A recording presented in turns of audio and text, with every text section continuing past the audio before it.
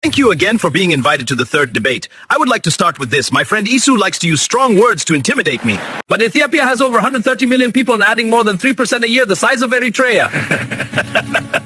Thank you for the third debate. Let me start with this. Those who never learn from history's mistakes are doomed to repeat them. The population imbalance he mentioned was also true during our struggle to free Eritrea from Ethiopian colonialism, and it didn't stop us then. It even went 1 to 50 in the last 7 campaigns to completely destroy and defeat us, but we still stood victorious.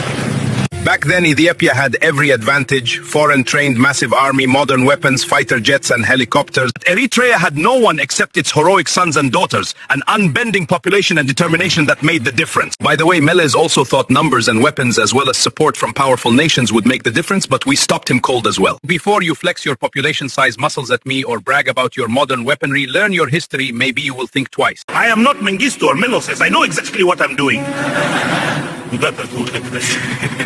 I know you aren't.